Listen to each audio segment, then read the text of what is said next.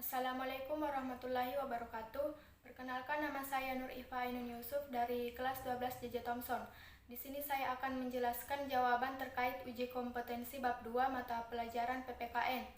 Soal yang pertama, apa yang dimaksud dengan perlindungan dan penegakan hukum?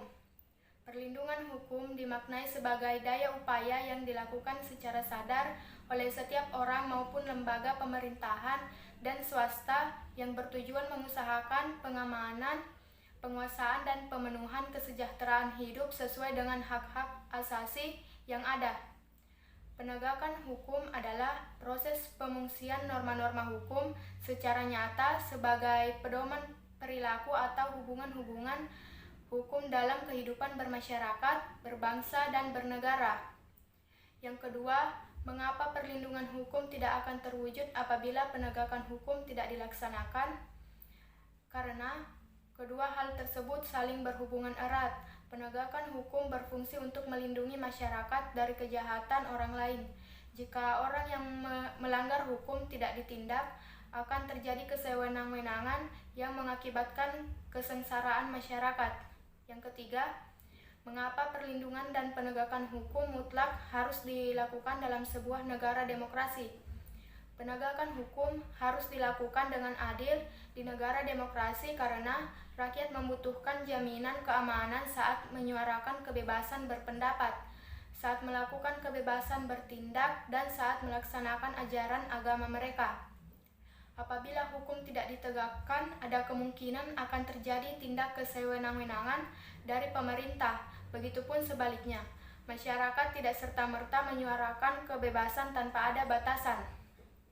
Yang keempat, bedakan peran polisi, jaksa, hakim, dan advokat serta KPK dalam proses penegakan hukum di Indonesia.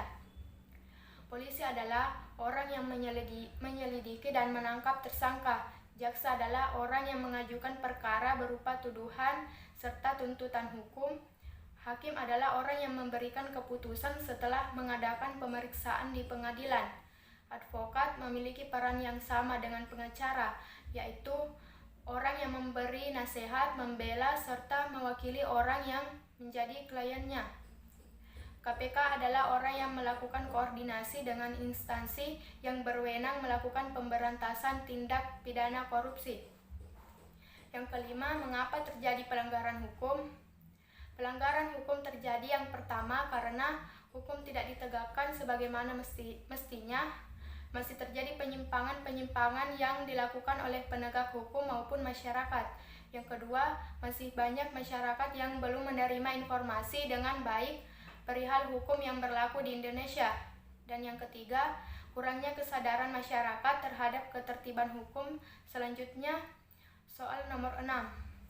Deskripsikan contoh-contoh perilaku yang menunjukkan ketidakpatuhan terhadap hukum di lingkungan keluarga, sekolah, dan masyarakat.